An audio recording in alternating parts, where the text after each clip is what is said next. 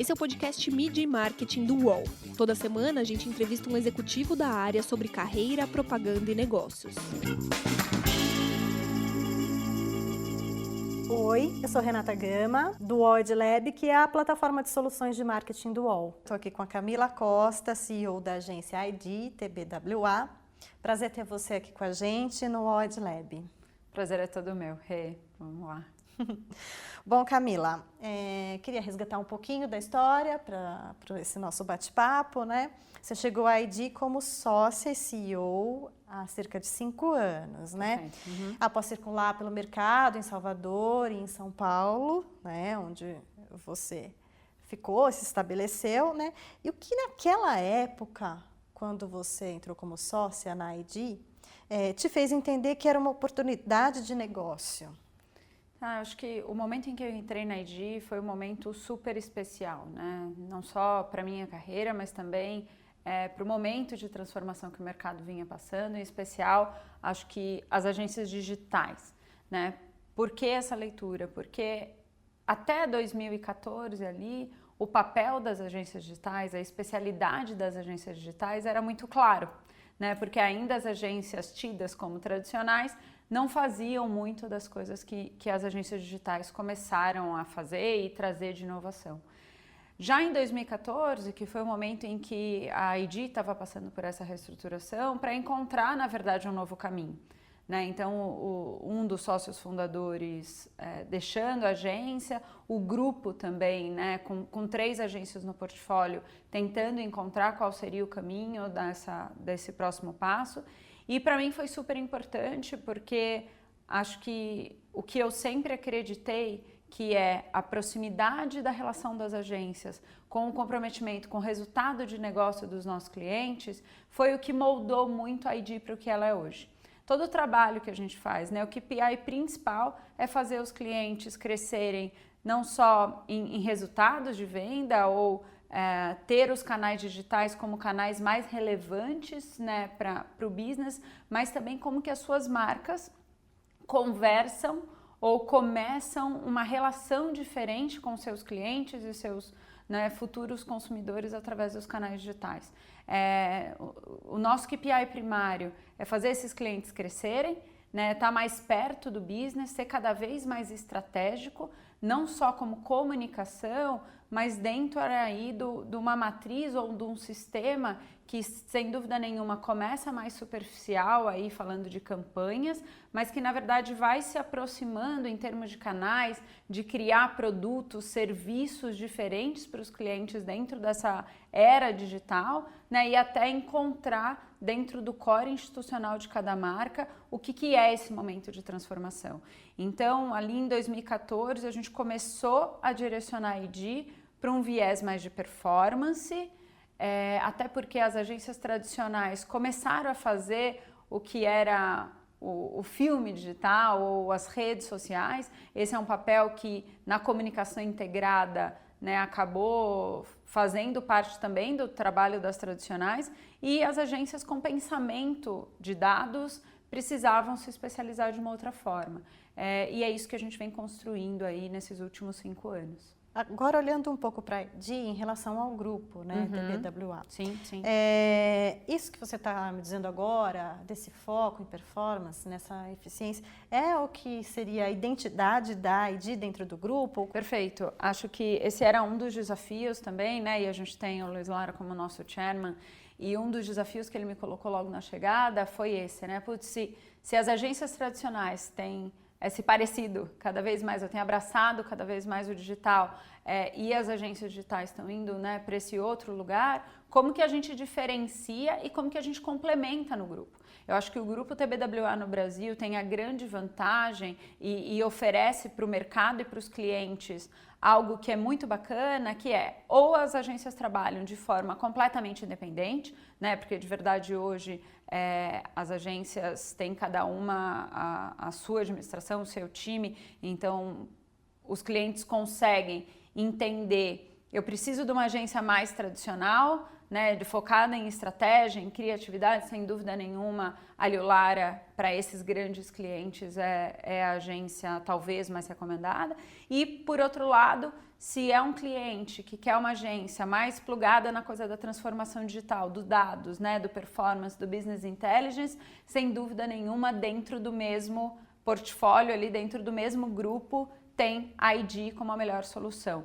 Com essa aproximação do on e offline, né, que é uma divisão que só marqueteiro vê, porque para o consumidor, desde que ele ganhou aí esse poder inteiro com o celular nas mãos, para o consumidor final, essa coisa de on e off não existe. Né? Ele está na rua ao mesmo tempo que ele está no celular, ele está vendo TV, ele está com a segunda tela. Então, acho que o que muda muito e a grande vantagem do Grupo TBWA no Brasil é poder ter agências completas, agências que conseguem entregar, né, um serviço de comunicação, de estratégia completo. Acho que o que vai diferenciar, e é isso que o Luiz faz muito bem, é saber que para cada perfil de cliente tem uma agência mais apropriada. Né? Então, alguns clientes escolhem a Liu por ter mais fit e a ID também por um fit cultural, por transformação digital e resultado de negócio. Então, hoje é muito bacana porque no grupo a gente consegue atender aí a todo o mercado de uma forma muito mais completa. Mídia e Marketing volta já. Os podcasts do UOL estão disponíveis em todas as plataformas. Você pode ver a lista desses programas em uol.com.br/podcasts. Recebe salário, faz transferência, pagamento, recarga de celular e até empréstimo, tudo sem taxa. PagBank, a sua conta grátis do PagSeguro. Baixe já o app e abra sua conta em 3 minutos. Em 2018, a agência decidiu dividir sua atuação, né, em 3 verticais, né? Sim. Um mais voltado à performance, outro digital first branding e o outro de startup. Você pode explicar um pouquinho como é que funciona cada uma dessas frentes? Claro. E como isso atende às necessidades do mercado? Sim, acho que um pouco de por que a gente fez isso aí há 1 ano e meio, quase 2 atrás, acho que está muito relacionado com entender o mercado e a necessidade de cada cliente.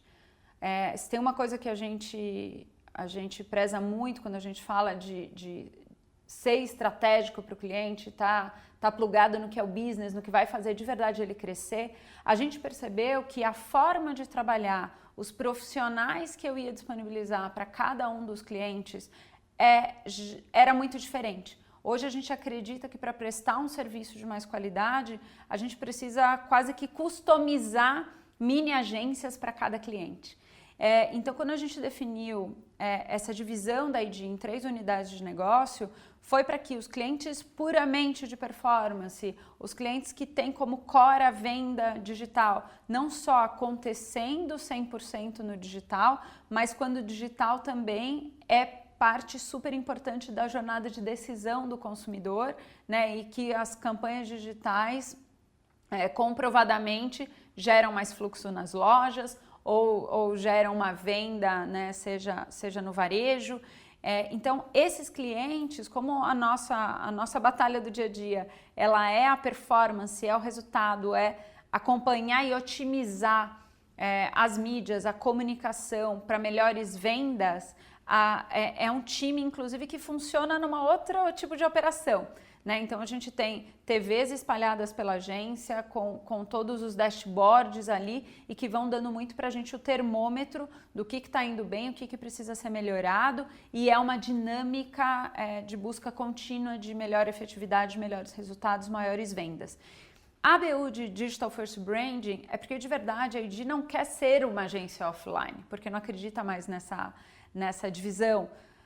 Mas a gente percebeu que alguns dos nossos clientes que precisavam expandir a sua atuação, o digital, apesar de ser o core, não era mais suficiente. Né? Quando eu preciso falar com praças em que o digital não é ainda tão relevante, ou para targets, né? Ou pessoas mais velhas, ou pessoas de uma outra dinâmica, eu não posso negar a importância dos meios offline.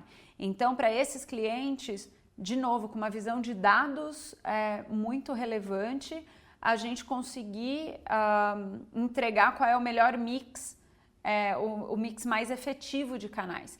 Startup é a nossa terceira vertical, acho que é a mais nova, a vertical de growth, a vertical de crescimento, que é uma vertical voltada para aqueles clientes que estão no momento de maturação, né, de escalar os seus negócios.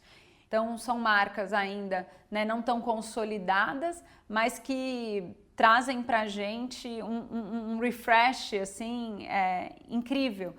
Não só em termos de novas ferramentas que a gente descobre, novas formas de acessar os públicos ou novas mensagens, porque para comunicar o negócio dessas startups, a gente também se desafia todo dia. E a gente tem com o histórico, a experiência da ID em outras marcas, a gente está conseguindo aportar muita relevância estratégica para esses business, né, que estão aí num segundo estágio de crescimento, indo buscar a escala. Tem sido muito legal e a gente tem conseguido também aportar a experiência dessas startups nos outros clientes, inclusive aproximando startups de clientes e fazendo negócio juntos. Isso tem sido muito legal também. Eu queria voltar um pouco no vertical de Digital First Branding, né? Que foi ali que você comentou algo de conteúdo, né? Porque assim, performance e dados são conceitos muito ligados a resultado, né? Mas assim, sem ter uma narrativa, sem ter algo que alinhe tudo isso, né? Como se consegue se aproximar, né, de fato do consumidor, do target? Então eu queria que você contasse um pouquinho se é nesse vertical, se é nessa área ou em todas as outras que esse conteúdo aparece, né? Como que vocês conseguem amarrar essas narrativas para trazer um resultado mais efetivo? Perfeito. Sem dúvida nenhuma, conteúdo é um dos pilares mais importantes da vertical de Digital First Branding, mas ele permeia também a estratégia, né, tanto das startups quanto das empresas de performance, mas eu acho que aqui está o grande core. O que a gente acredita muito de conteúdo, Rê? A publicidade hoje em dia, a forma como você chama a atenção dos consumidores não dá mais para ser só através, né, de um print, de uma mensagem ou de um filme que fala muito da marca. A gente acredita muito que o conteúdo é a forma que a comunicação tem de agregar valor, né, para os consumidores, de entregar uma informação ou de despertar o interesse dele para questões em que a marca trata, territórios em que a marca atua. Conteúdo, sem dúvida nenhuma, vai também para o lado do entretenimento, né? É o que chama atenção. Assim como nas relações pessoais, a relação com os consumidores, você tem que ter um bom papo, né? Você tem que começar essa conversa e ter assuntos relevantes para contar. Então, eu posso citar, em relação a projetos de conteúdo e quando a gente fala de dados, coisas que hoje são cada vez mais importantes, que são as audiências específicas, as mensagens específicas. E quando a gente fala de dados em tudo isso, e não é só para performance, dados hoje moldam criatividade. Né? Dados hoje dão para a gente uma série de insights sobre qual é o tema mais falado do momento, sobre aquela audiência específica, que comportamentos ela tem, ou quais são os temas, os triggers, quais são os gatilhos dentro dos territórios da marca que podem despertar o interesse do consumidor. Então, hoje a gente tem usado cada vez mais dados para criar mensagens e conteúdos relevantes para os públicos das nossas marcas. Então, dados direcionam o time de conteúdo muito para dizer, olha, esse consumidor se interessa por esses temas, quer falar sobre esses assuntos, a forma como ele se relaciona, a linguagem que ele usa, porque assim você consegue criar coisas muito mais atrativas, né? Então a gente tem aí grandes players de produção de conteúdo recomendando filmes, conteúdos, séries, de acordo com os dados, de acordo com o que ele entende que é mais relevante para cada um dos públicos. E eu acho que tem um pouco disso. Quando a gente trabalha até na vertical de performance, quando a gente trabalha conteúdos, tem sempre os testes multivariáveis, os testes ABs, a gente testa muita mensagem. e a parte do conteúdo da criatividade, a gente também sabe dizer o que ganha mais relevante, o que chama mais atenção. Então, a produção de conteúdo através de dados é mais assertiva. Então, não é mais aquela ideia que se teve há alguns anos de que basta encontrar o consumidor no lugar certo, na hora certa e tal. Tem que ter uma mensagem certa, tem que ter uma narrativa também que faça sentido para ele, né? Sem dúvida, é tanto estímulo hoje em dia, tanto canal, né? A gente com o celular e com TV ligada e ouvindo rádio. E a gente precisa chamar a atenção do usuário com conteúdo que faça sentido para ele, com algo que ele queira ouvir. Então, quando os buscadores me dizem o que as pessoas mais buscam de informação, tá aí para mim um super caminho, né, de que temas, que conteúdos eu posso desenvolver para de verdade ser relevante para esses consumidores. Agora, entrando numa questão mais técnica de performance, né? Parece que uma outra ideia também que vem caindo por terra é do last click como o principal, né? Como a principal mensuração para saber se uma campanha deu certo, se funcionou, se foi bem sucedida. E aí, para quem nos ouve, explicar um pouquinho o que seria o last click, que é aquele último anúncio, né? Me corrija se eu estiver errada, Camila. Por favor, você tá aquele último anúncio que a pessoa vai lá, clica e cai, sei lá, num carrinho de compras, ou num cadastro da marca, ou então numa experiência digital que seria o relevante para a marca. Então, assim, a mensuração pelo last click consideraria apenas esse último anúncio como aquele que de fato teve efetividade, desprezando todo o resto da campanha.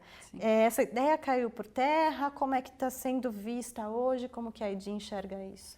Claro, é um tema super relevante e algo que cada vez mais a gente tem aí o comprometimento, inclusive, de mostrar essa inteligência de toda a jornada para os nossos clientes, né? Porque na hora que você atribui todo o resultado ao last click, você despreza, inclusive, o tempo de tomada de decisão de cada um dos produtos.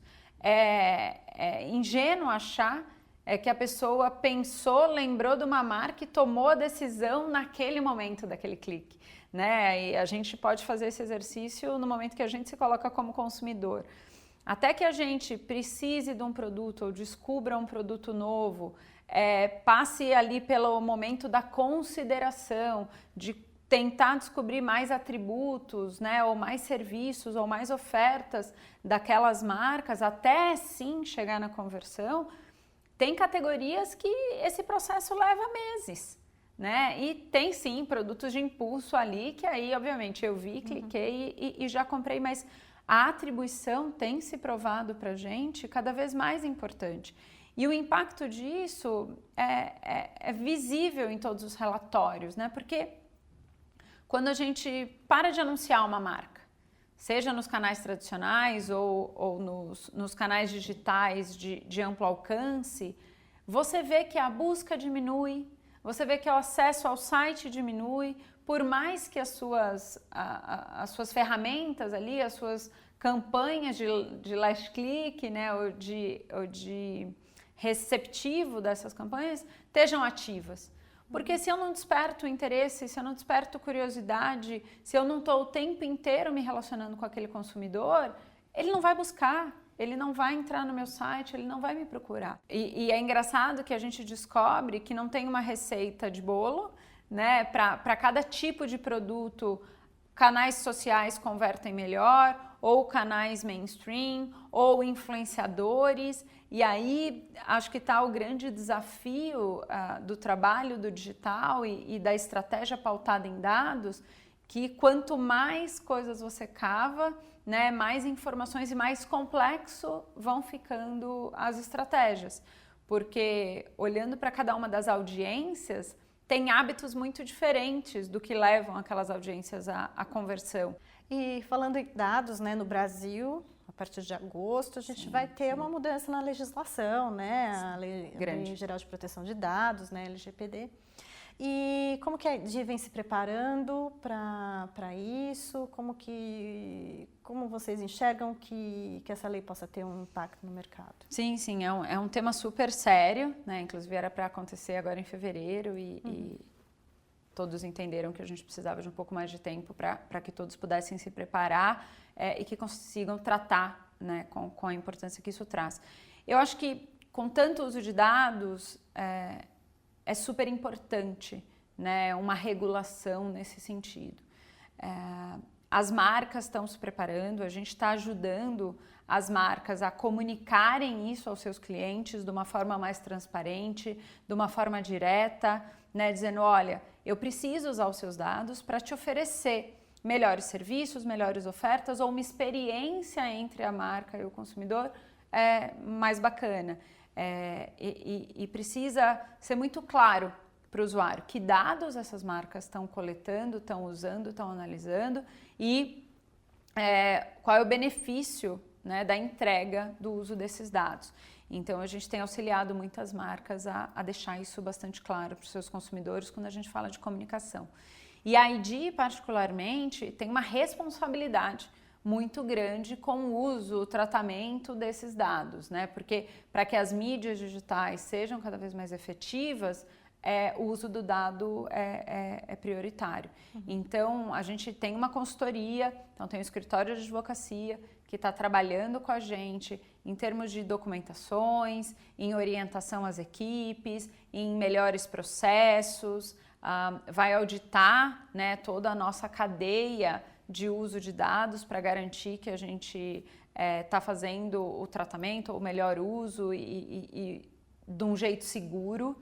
Lembrando sempre que todas as análises que a gente faz são análises de dados anonimizados, né? A gente entende grupos, perfis de audiência, mas nunca a pessoa em si com todos os seus dados pessoais. Acaba que quem se alinha, tanto a agência quanto marca, mais rápido a essas novas determinações, encontra uma vantagem competitiva aí nesse momento no mercado? Sem dúvida, sem dúvida. Eu acho que as agências, e eu já vi isso começando a acontecer, para participar de concorrências ou os contratos com os clientes estão sendo moldados para parceiros, para agências, veículos que já estão preparadas e que conseguem dar essa segurança aos clientes de que estão alinhados com a lei.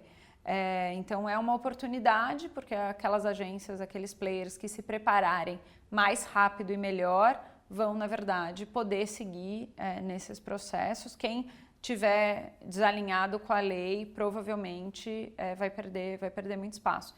E em relação às marcas com os consumidores finais, sem dúvida nenhuma, aquelas marcas que se mostrarem mais transparentes, né, em que dados estão coletando, por que estão usando e o que isso volta de benefício para os consumidores, com certeza vão ser melhores percebidos, porque também é um comportamento, uma tendência sem volta à escolha de marcas, né, que trabalham com transparência na relação aí da comunicação e da experiência com os clientes. E para fechar, Camila, como é que vai ser 2020? Quais são os desafios que vêm por aí, seja para a ID ou que você imagina que deva ser para o mercado brasileiro de publicidade? Claro, pensar no futuro, a gente está precisando cada vez mais de bola de cristal, né? Eu acho que o mundo, o Brasil, enfim, as marcas e as agências estão passando por um momento de muita transformação.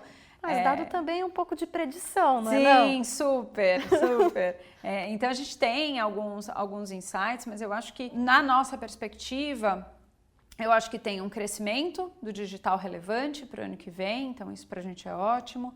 Tem cada vez mais empresas se transformando, se reestruturando digitalmente, querendo participar mais dessa transformação digital que os consumidores estão passando. Então, acho que para a gente tem uma grande oportunidade também no viés de consultoria estratégica para essa transformação digital. Mas eu acho que tem algo que para a ID vai ser muito relevante em 2020, que começou em 2019, são as houses, né? A gente cada vez mais tem entendido essa oportunidade e até uma real necessidade de parceria em colocar os nossos times cada vez mais dentro dos clientes, para conseguir endereçar as coisas de uma forma mais rápida, mais ágil e também participar mais da estratégia, esse nosso olhar mais consultivo. A gente, por exemplo, já está com 3 projetos de housing engatilhado para implantar. Então, eu acho que esses são boas perspectivas aí para o nosso ano. Legal, Camila, foi um prazer a nossa prazer conversa. foi todo meu. Muito obrigada por ter vindo até aqui para participar. É um prazer estar com o UOL aí nessa jornada e para a gente é muito legal estar aqui discutindo, né, com vocês o que realmente está sendo cada vez mais relevante para esse mercado. Os podcasts do UOL estão disponíveis em todas as plataformas. Você pode ver a lista desses programas em uol.com.br/podcasts. Esse programa teve reportagem de Renata Gama, captação de áudio de Vinícius Andrade, edição de áudio de Alexandre Potashev e coordenação de Juliana Carpanês.